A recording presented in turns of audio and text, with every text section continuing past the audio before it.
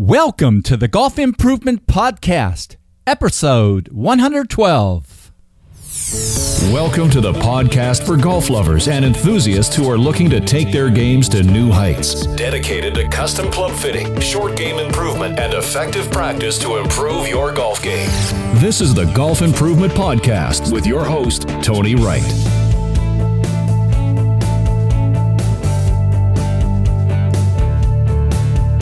Hello, this is Tony Wright from Game Improvement Golf in Oak Ridge, Tennessee with the Golf Improvement Podcast, dedicated to sharing useful information on custom club fitting, short game improvement, and effective practice techniques, bringing you the custom club fitting experience of your life and lower scores always. It is always fun to find a new resource for improving my personal putting coaching and also my personal golf game, as well as yours. So finding John Dunigan's new book, just published, Hole It, Master Putting's 3 Essential Skills, was a great find. This book is a definite wow, and you'll hear many gems in this interview with John to help your putting improvement knowledge and also improve how you practice to putt your best. So enjoy this terrific interview with John Dunigan from John Dunigan Golf.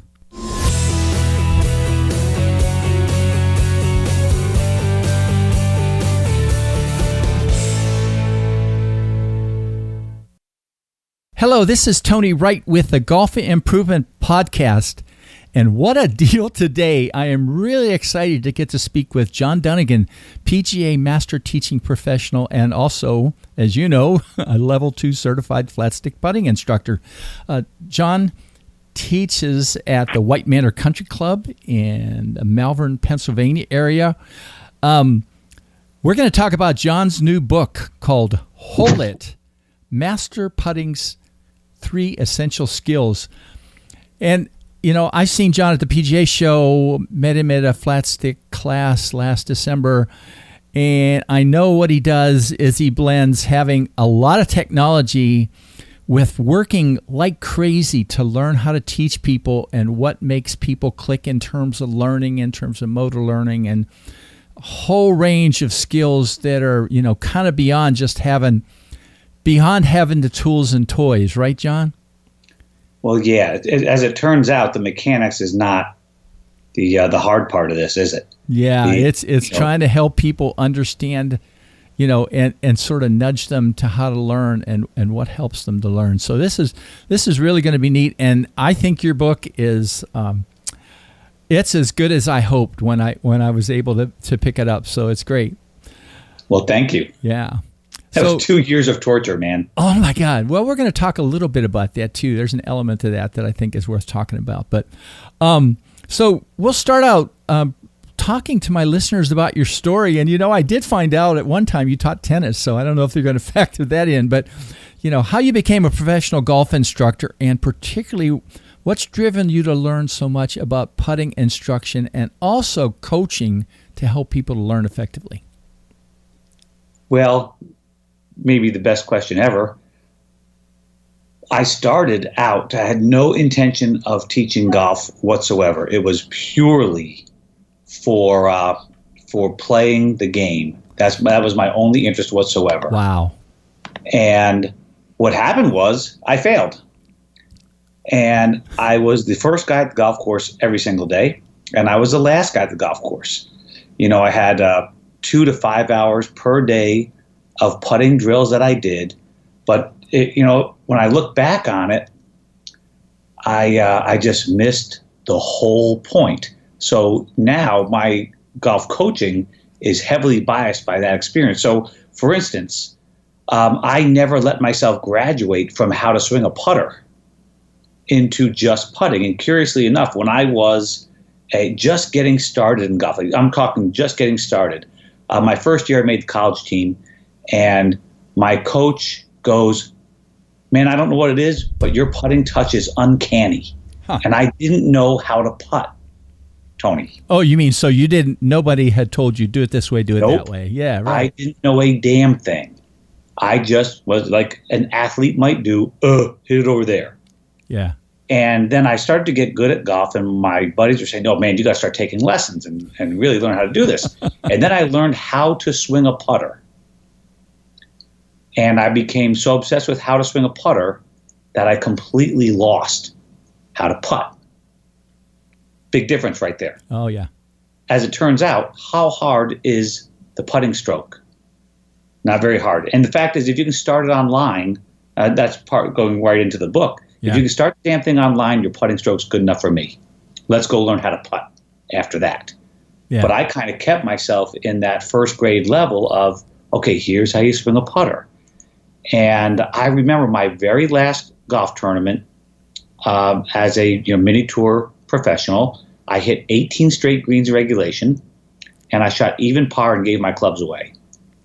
And I had a eagle putt on the very first hole, and all I was thinking about, instead of hit the ball to there, which is a big part of hole, the new book, right. It was like, okay, if you come up short, as first hole tone, if you come up short again, I'm going to kill you. And it's the first damn hole, man. Yeah. That's how my outlook had gotten by that point. And it's just kind of funny because once I learned how to swing a putter, I never let myself putt the ball ever again. Now, on top of that, if you think of all the training aids in the history of putting, they're all about the stroke. But like my point is, the stroke is not the skill. Yeah. It might be the means toward building a skill, but it is not the skill. So I went, after quitting and getting into teaching, because I really didn't have a job at that point. And you know how it is. Either you make people better or you don't eat. Yeah. So it became really important to figure out how to get these people to play better and score. And that begat this whole search for, the biomechanics I've studied, big education from Sam Putt Lab. I know so many guys. And between you and me, we had, of course, David Orr taught me a bunch, but Mike Shannon, Craig Farnsworth had a lot of putting influences. Without question, the two biggest influences were Dr. Rick Jensen, motor learning doctor, coach, and now Will Wu. The last couple of years, he and I have gotten very close, and it's the bridge between, okay, here's how this works, and okay, here's how to amass the skills required to play at the level you would like. So I've pushed all this all together with, I have so much technology, but the technology just gets me to the answer. And then, like you were saying earlier, how do you get that into a coachable, usable product for the learner to go take with them? So I call it taking the lesson. And I don't care if somebody hits it better or puts it better or whatnot in front of me. I could care less. It's do they take the lesson from there with them? I got 2 cool messages just yesterday from kids that were one brand new student, and she had a 2-hour golf lesson, and she went out in a tournament yesterday and shot her best score ever. That's the test, not how they hit it in front of me. Yeah, right. Another girl shot 85 last week and shot 73 after her lesson this weekend. Oh, jeez. Yeah. I'm looking for the performance away from me. I'm looking to push them into, okay, I want you to go do this, develop these skills so that you can play better when I'm not there. Yeah, yeah. That's a great intro. Obviously, you haven't listened to the over 100 podcasts that I've done, but so many people at the beginning say, I really was bad at something in the beginning, and that's what got me to get to sort of dive into really figure out, why, right? Yeah. I think that's a very consistent message.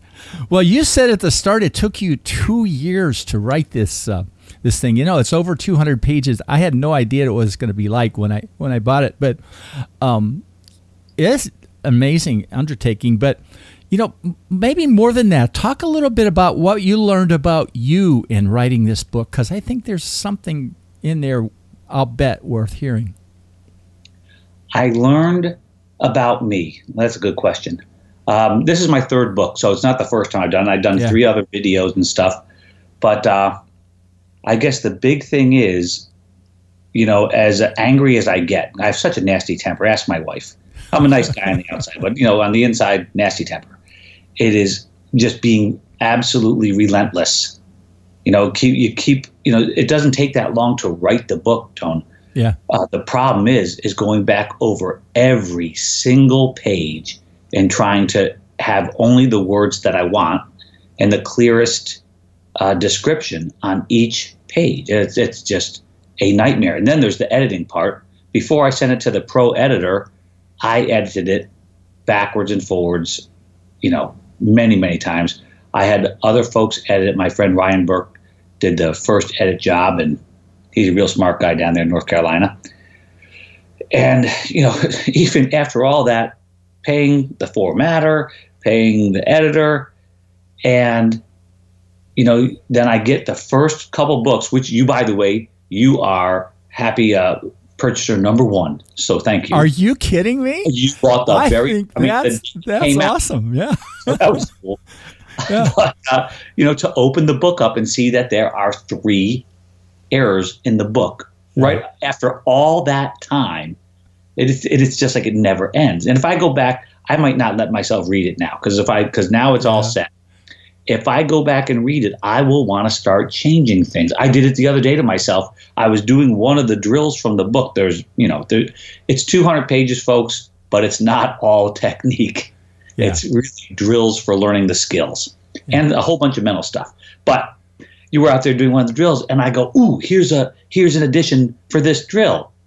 And I thought that immediately I said to I didn't have my phone with me or anything. I said to my student, I said, "Hey, send me a text right now." And I was going to go and change it, which is an entire another, week process to get more books out. Oh my gosh. It's nonstop. So at some point, it's got to be good enough, I guess. Well, yeah. I mean, what is perfection? I mean, being able to ship is. I don't know if you ever read Seth Godin's stuff, but I'm a huge fan. I love Seth Godin, and I also love Steve Pressfield. Do you ever read his things? No, I don't know that one. Oh, he's written a new book about the work of art. Okay, and so and it relates to what you're doing, and we won't get into that deeply, but being relentless is a big part of it, and being able to let go at the end. So I think that's important. Right. Yeah. I'm good at being relentless. It's how I got my wife. Yeah. Well, this is almost the neatest part of this interview to me, and it's sort of funny because when I came across the word reflect in the book, I don't know why it just hit me so hard. But it seems like reflect is a word that every golfer who wants to play well and improve and practice, it's like a word that they ought to have almost embraced or even have a ball marker printed, okay? Yeah. It really hit me. And you talked about read, roll, and reflect, but it goes into everything about trying to be the best you can be in terms of golf and putting. So, talk about that a little bit and what that means to you. So I call that the 3 R's, right? Read, roll, reflect. In the full swing, it's rehearse, reel, and reflect. And this is coming from motor learning world. And folks have got to, this is normal. You take 3 golf balls out and you putt a ball. You miss the first one before the ball stops rolling. You rake the other ball in. You hit that one somewhere different. And the third ball you make. Right? Without any reflection about what you're doing. You're actually getting worse right now because what you're doing is tearing apart your stroke to compensate for the previous misses. But the fact of the matter is, what we've got to start doing is get it right the first time. Unless you're a newer golfer. If you're a newer golfer, go ahead, get it right the third time. But if you're a golfer, and I teach mostly, high-level competitive golfers, and man, you're not getting 3 chances. Yeah. So, for instance, I was on the golf course with a student, and she hit a putt and missed it and started walking away. I go, no, stop. You have to reflect back now. You missed the putt, that's fine. How is the speed? It was, the speed was good. I go, oh, cool. Right? Did you start it on your line? Yes, I did. Okay, what do we know? I misread it. And we're not done yet. We got to learn a little bit more about green reading. So I want you to get up there. And I'm a big aim point fan. I've been doing aim point for, I think, 8 years. And it started with the books, which was hard. Now the Express. And she went up there. I had her go back up and look, for the tilt and feel the tilt. And she caught it. She caught where she had made the little bit of a mistake. Yeah. Oh my gosh, that's so awesome. That's what we're supposed to be doing. And part of that reflect is, what'd you do good? I call it the 3 W's. I hit my line at right speed. So when I miss a putt, right? If I've hit my line, that's a good, even if it doesn't go in. If I've hit it the right speed, it's still good. Maybe, unfortunately, you got to have all 3 to make the putt. Yeah. But I want people to look at that because it's just so easy in golf to beat the living crap out of yourself, isn't it? Well, and that's what got me, is if every time you played a round of golf, you were just wearing out reflection, right? Yeah. And enjoying it and saying, okay, that one, blah, blah, blah, blah, whatever it is, whatever shot, whatever went on, and then let it go and try to store it up somewhere to help you get better later, rather than the beating on yourself, right? Right. It's even if you're playing for a score, it's still time to learn. Yeah. Yeah. Yeah, we can easily forget about that. So that was a great part to me. Small, but I think really important. Well, your book is based, as you said, on the 3 skills: speed, line, and read. But you said, gosh, how many times did you count? I'll bet that the putting stroke is not a skill, and you mentioned it a little bit already. Talk a little bit more about that and how we get, it's easy to get into making the putting stroke a skill, and the problem with that. I have on my phone a video of some dude named Jimmy Walker. Oh, yeah. Slicing the poop out of a putt and winning the PGA championship with it. And I show that to my people all the time. Actually, a story of being on the golf course with him and Sean O'Hare is in the book. Yeah, right. And like I said to Sean, there you go. That's a guy who knows the stroke's not the essential skill. Even though he sliced across the back, but that ball started off on his line. And I would be willing to bet you, if that guy went to me for a putting lesson and we looked at a stroke and changed it, I would take him straight off the tour. So I look at, believe it or not, I only look at the stroke when there's an absence of skill. Yeah. Yeah. That's a great perspective, I think. You also then, and I'm going to keep jumping here a little bit because we got a lot of topics we said we were going to talk about. Right. But I'm not sure everybody agrees with this, and that's great. That the number one skill that you need to learn is speed. But I mean, I buy into what you're saying there. But talk about that. At the broad spectrum of putters, I believe, and there's a little bit of evidence toward that, coming from my friend Mark Brody, that the ability to stop the ball where you're thinking you're going to stop it is the biggest separator. I don't think you get to play high-level golf without being able to hit your line, right? Yeah. And maybe that really helps us a ton with making the shorter putts, right? But when it comes down to making, really eliminating 3 putts, it is a huge separator between golfers of the tour level, how close they get that putt. I think, if I remember this correctly, it would be a wonderful thing. I think that 2 years ago, Jordan Spieth, the status called approach putt performance. And he was 1 foot closer to the hole after the first putt. 1 foot closer than number 2 on tour, not than the average. I wish I could find the reference to that. That would be a great one to show. It's in the shot length stuff, approach putt performance. Yeah. And it was something absurd like that. So as Mark Brody would tell you, the closer each shot finishes to the hole, the lower you score. Duh. Right? It's hard to argue with that. So if Jordan consistently putts the ball 1 foot closer than the next guy, he's going to make more second putts and 3 putt less. It's pretty simple. Yeah. Then when it comes down to making putts, when your speed control is too variable, let's say this one just trickles in, the next one goes 4 feet past, you can't even get good at reading greens because reading the greens is so heavily dependent upon your speed, which is why I don't want people charging some putts and dying some in. I want them to just putt. I give them an end zone. 6 inches to 1.5 feet past the cup is just fine with me. Yeah. Well, and it's interesting too. I don't know if you listened to the interview I did with Mark Sweeney and Jamie Donaldson a month or so ago. I started on it, but I got to finish it. But Mark also said that's his view too. I mean that green reading is really an easy skill compared to creating so speed. Damn easy. Yeah. Aim point. He's taken all the guesswork out of it. But if you can't hit the right distance, it's not useless, but it's not going to help you very much. Yeah. Yeah.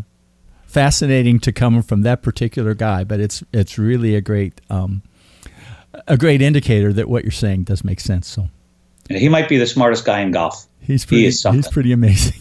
Yeah, I've hung out with him and worked with him directly for hours at a time. He is something. He is really smart. Yeah. Well, throughout the book there are lots of great drills and. Maybe talk about one of your favorite speed drills, but one of the ones that just jumped out at me was what you call use the force. And the reason was it was sort of everybody wants to say, well, make your stroke the right length and make your stroke the right tempo and this and that. But to me, that was kind of a self-discovery drill about, what's going to work for you. Now, who says you have to have a perfect every stroke longer and every stroke the same tempo and all those kind of things, but everybody's different, right? And everybody is different, and that's, you used maybe the secret phrase, self-discovery, a little bit of nudge from the coach, but you're going to kind of get in there. And I've given you this drill. How could I not use the phrase use the force with all the, right. My family and Star Wars. Which we just watched it again. It's terrible. So there's 3. Horrible shameless plug coming very shortly is this stroke stick, right? Where it has the stroke lengths that you might go, and you might go. I tell people, don't get perfect on it. Just go from green to green or blue to blue. But I want your tempo set on a metronome setting. Tick, tock, tick, tock. Then I want the amount of force you apply. Let's say you push a club so hard, whatever that is. I want you to push it so hard every single time. Therefore, the only thing that's going to alter the distance your ball goes is the length of the swing. But folks are changing force all the time. Folks are changing swing lengths some of the time. They're changing tempos all the time. They have, people ask me for consistency. Well, you have to do something consistently, don't you? You can't change all 3 variables and be steady unless you are a freak. And in that case, do whatever you want. And there's bound to be somebody like that can change all 3 of them, just is an artist with a putter. I believe we're in an age right now where talent is underrated. There are some folks that simply have more talent. I hate to say it. Yeah, right. And we won't even get into the part of the book that talks about you need to have an accelerating putting stroke, right? Ooh, yeah. Hey, so if you want to get started on that sucker, the worst thing you can do in the short game is take it back short and accelerate through. Chipping, putting, you want to have more evenness of your. I see far too many people who's they take the putter back or the wedge back really short.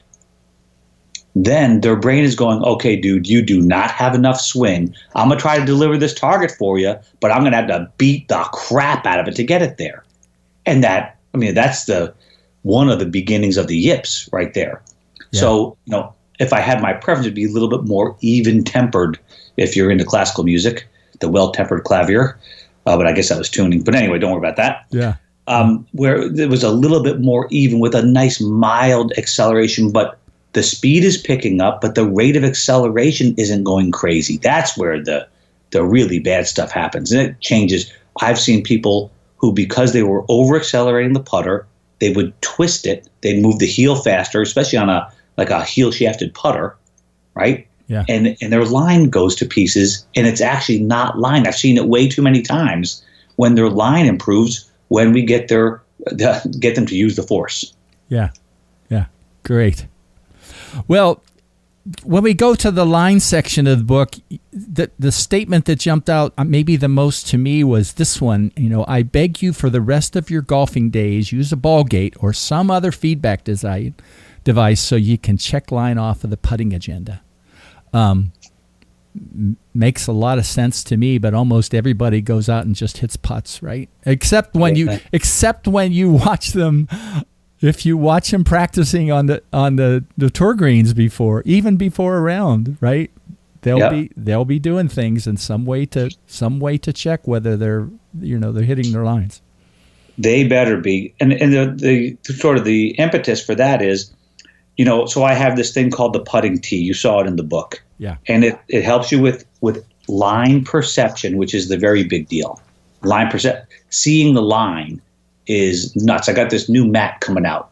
It's ironically called the putting mat, but it has the putting tee built into it where you can every day. I need 5 whole minutes a day just standing on that thing, making sure that your setup allows you to see the line accurately. You can't believe what people see. They get on this thing and they go, well, thing is way offline. I go, well, go back and stand behind it again. They go, well, it's way on. It's not that you can't aim. It's that you have to, it's sort of like, Tony, I know you've heard this a million times. You have to have your eyes over the ball in putting, which is a whole load of crap, sort of like short back and accelerate through. You have to get yourself positioned with your head tilt, how tall you stand, how low you stand, how far you stand from the golf ball location, the angle of your eye line, if you will, until your brain goes, ooh, that looks straight. And if you don't find that setup, straight never looks straight. For the folks who use a line on their ball, when you line up your ball meticulously and you're down there, that ball's lined up. Then you get over the golf ball and you go, that ain't lined up anymore. Well, it didn't move, folks. What's happening is you're not seeing straight. And that conflict you have, it's impossible to trust what you're doing. So something to make sure you see the line, then another thing to make sure you hit the darn line. So the ball gate, the putting tee, and the ball gate is just 2 tees outside the ball line. You have the chalk line road to riches, which is a double chalk line about an inch apart, right? And try to roll the ball down the line, and just looking down the line and making sure. Some people see those chalk lines as curved lines. That is not a good thing, Tony. I see the chalk. Really? I've never heard of that one. Oh yeah, yeah. You set you up a chalk line tomorrow, and go stand in different positions relative to the line, and you will see that line go all over the place. Yeah, it's pretty funny. Yeah, pretty devastating if you're trying to play tournament golf. Yeah, but what a great starter for anybody just trying to develop. No matter what the speed and everything, to try to develop confidence that they can hit the ball where they're thinking. I want you to go on the golf course knowing that it ain't line. Yeah. To have such faith in your ability to hit your line. And how do you get the confidence in the ability to hit your line? You hit your damn line. Yeah. Right? Yeah. It's not rocket science. Yeah. So that's good. That way we can just concern ourselves with the read, and then finally over the ball, just stop the ball there. Yeah. And I didn't put this in here, but what were the words that you used? And I really like those too, that you set yourself up with a speed so the hole can catch the ball. Yeah, I really thought that was interesting. That was a different perspective, because that's really what the hole is doing, right? The hole is catching the golf ball. Yep. So, and I do that with students. I'll take a ball and say, okay, get ready. I'm going to throw this to you. And I throw it, 20 feet over their head. I go, come on, you missed that. How'd you miss?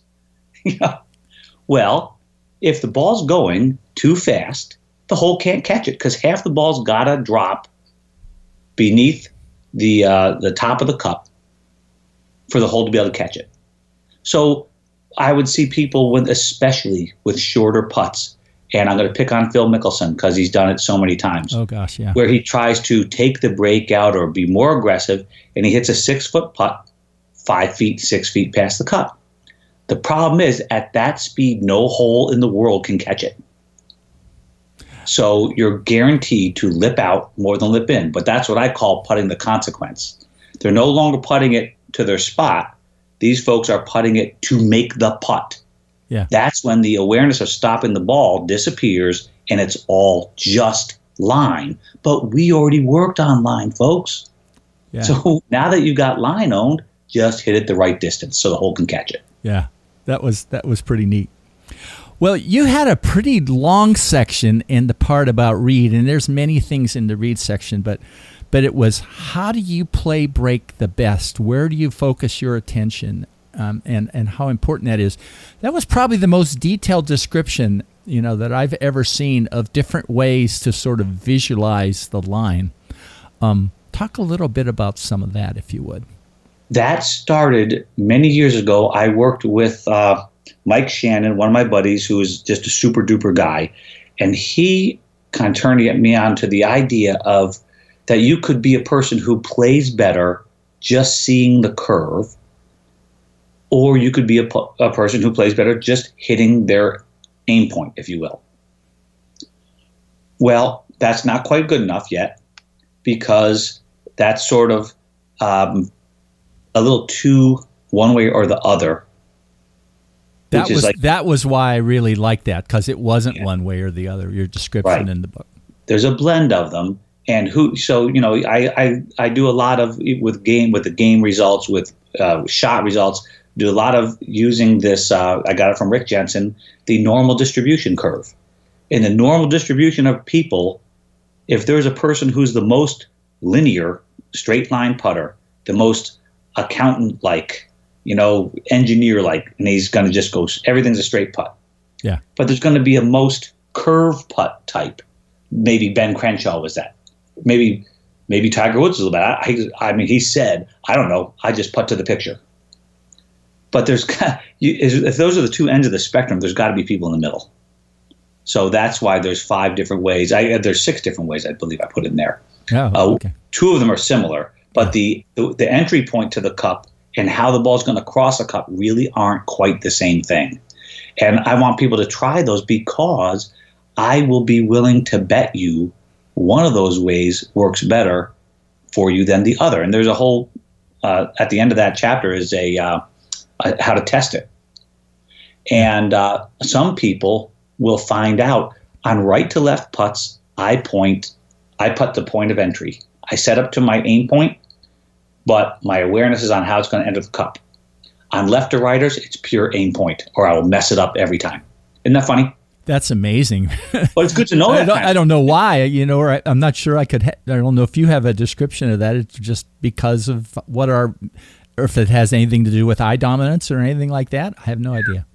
I did a lot of stuff back in the day with eye dominance. It's not just that, man. There's the dominant eye, there's triangulation, but there's also biases in the putting stroke tone. Yeah. Right? Like I tend to do this on the left or right, or I tend to steer it, toward the cup, which is a bad thing, but the aim point really helps me with that. Yeah. To that point, if you're consistently low side on your left to righters, you know what I would tell a really good high level player? When you have a left to righter, could you play a little more break? Yeah. Isn't that stupid? Crazy. But that's really worth going into, if you're trying to get better about your reads. So for sure, that's a great part of the book. Well, we do have a little extra time. Talk a little bit, about what you talked about in terms of Sean O'Hare in the book, and if there's any other particular, you did share some success stories in the beginning. Any other sort of success type things that you want to talk about related to putting? Well, let's see, success stories. Yeah, I guess when I go out and one of my girls just won an AJGA today, and she beat another girl by 1 stroke. Isn't that fun? Oh, wow. Yeah. But the girl went bogey-free for the first time in her life. Shot a 67. And she's making more putts. I guess the point is, when I can help anybody get their head more straightened out about putting and get them focused on developing the skills and reflecting so they're not all consumed with good and bad, whether they go, you want to see me get mad in a golf lesson, by the way, start talking about horrible, awful, that sucked, then I'm going to get mad at you. I just want fact-based reflection. That's it. The facts, I wasn't horrible. In fact, you had 2 of the 3 skills right that putt. So when I can get somebody's mind straight about what they're trying to do and get them to sort of buy into the process, and that's what Mr. O'Hare had done. I do not teach him anymore. But that's what he had done, and went from, he was dead last in putting, and he got up to as high as 6th, which is pretty cool. Yeah, that's got to feel really great when somebody like that has done it. Yeah. But you have to kind of stick with that stuff. You have to keep doing, just because you start putting well doesn't mean you're done. You have to do this every single practice, because these are fine, I guess perceptual motor skills is the right term. They're really fine, and they are lost immediately. It's very terribly quickly. Yeah. So you just keep them going. But I only need for you, as far as your stroke goes, your stroke maintenance could take no more than 10 minutes per day. And you'll notice that the stroke stuff is all at the end of the book. Isn't that funny? Yeah, right. Well, there must be a reason for that, right? There's a reason for it. Yeah, right. So again, getting your mind straight about putting, knowing what you know, and then practicing what seeing what works the best for you as far as developing your distance control, what works best for you as far as playing the break. Because there's one thing reading the break, but there's another thing, how do you play the break? Then at least it's not so mystifying, if you will. Yeah, so it doesn't have to be magical. It actually can be something that you can be confident that you can do. Right. Yeah. And that's a really good thing when you're under pressure. Which is, that's what there's a bunch of stuff in the mental game in the book. Like under pressure, it is too big for me to consider winning and losing, making and missing. But under pressure, I go, okay, all right, hold on, big boy. It's not a downhill twisting putt. Simply hit the ball at that aim point and stop the ball right there. Let the hole get in the way. That I can handle, but I can't handle the pressure of I got to make this. It's too much. Yeah. I still remember the fabulous story of Stan Utley, in his book or video, when he made the first putt that sort of moved his career, right? I don't know if you ever heard that, but I sure have. Was a 12-foot downhill earlier, left to right or right to left, and he said, it's a putt. That's all it is, right? I'm pretty sure that was kind of it, right? But that was the base of it. I think it had to do with my wife will still love me. That's right. My dog will love me. It's just a putt. Something like that. Whatever happens, it's okay. Yeah. Right? Yeah. Well, John, respect everything, isn't it? Yeah, that's right.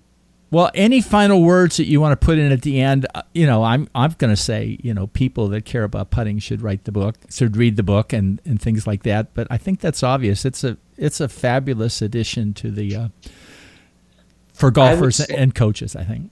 Just because a putting stroke looks easy, people are really horrible about putting their time in putting. I think it's really the culture of golf. And look at all the instruction. It's all about the stroke. Whether it's full swing, it's all about stroke. And that is just the foot in the door to being good at putting or hitting the golf ball. How many of us teaching pros would have seen Jim Furyk as a 18-year-old punk getting pretty good at golf and go, oh man, we got to fix that backswing. That's because and the thing that kills me is that we wouldn't even go, okay, let's test your skill first. Because if you did that with Jim, you'd go, that's the best golf swing I've ever seen. God. I remember him at Oakmont, 2 or 3 years ago, because I worked there, and in the final day, I mean, he blew the course away, where he hit the ball on that crazy course. Isn't that something? Yeah. But that's part of the deal. So with the folks who are trying to get good, you've got to realize that these skills of green reading, I got to tell you, I think the green reading is the easiest part. Just go learn aim point. Okay? And if you don't want to learn aim point, then learn, like in the book says, you got to understand the idea of tilt, the geometry. You got to learn to visualize, see the tilt, and hopefully feel it. Even if you don't use the express, you'll be a better green reader, I guarantee it. Yeah. But the hard part is matching all this stuff up. Getting the line with the speed. That's a really, really challenging task, to say the least. And it needs to be worked on at least as much as you hit balls at the driving range. And I'll tell you right now, I have not seen anybody yet who putts well enough. Have you?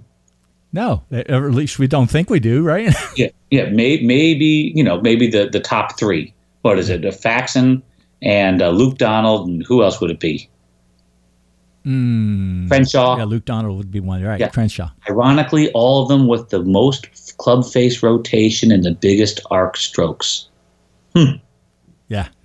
Go figure. Well, and Tiger in his prime had plenty of arc in his stroke, right? In terms of when he could putt. No arc in his stroke and massive rotation. Yeah. That should be illegal procedure, right? That should be unworkable. We should fix that, right? Yeah, we should fix that stuff. You can't play golf like that. Well, John, this has been great today. I'm still blown away that I bought the first copy of the book. I think that's great, but I'm glad I did, and I'm glad you agreed to take the time to do this. I'm going to put links in the show notes about where to buy the book, where to find you, and if there's any other things that you want me to put there. But you really shared a lot of great things today, and thanks. There will be the other training aids will be ready soon. I'm going to have links to pre-order them. But if you buy the book on my website, it's available on Amazon as well. But on my website, you're going to get it's so dumb, Tone, but it's cool. People use them all the time. You're going to get a stop sign. I got mine today. Practice stopping your ball. Yeah. Isn't that silly? Yeah. But there's a couple drills in that in the book that use something like a fake hole. So this is a magnet, so you can hold your grocery list on it if you want, or I teach a huge amount. 90% of my business is competitive juniors to mini tour players, college players, and when they go to tournaments, you can't get on a golf hole to putt on. Yeah. So I made them stop signs so they can go and putt anyway rather than wait. That's pretty neat. So they're going to get that if they order it off your site. And I'll make sure that's the first link that I put rather than the Amazon link. So beautiful. There you go. Well, John, hang in for a minute. I wanted to ask you another question offline, but it's been really delightful to talk with you today. Thanks very much. Thanks so much for having me, Tony. I really appreciate it. You bet. www.gameimprovementgolf.com.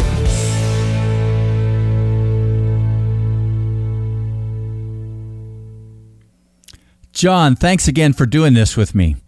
There were many great topics discussed in this interview, but to me, if you can only take away two things to help you improve your personal putting practice, it would be first, that the putting stroke is not a true putting skill, and second, that you're going to make great strides in improving if you concentrate on reflecting after each putt you make, on the practice green and on the golf course. I believe John's book needs to be in the library of every putting coach and every golfer who's looking for ways to improve his or her putting performance. I've included links in the show notes to buying his book directly from his website, and if you do so, he'll send you his stop magnet signs. I've also included a purchase link to buy the book directly from Amazon.com. And finally, John has some great putting aids available from his website, and I've also included a direct link to these in the show notes. Finally, if you like this book, please go to Amazon.com and write a review. It'll help others decide to buy this great new putting improvement resource. Well, that's it for today. Please subscribe to my podcast on iTunes, and I'd love to have you write a review there. And you can also click the link in the show notes to receive my podcasts and blog posts directly by email if you'd prefer getting them that way. See you in 2 weeks.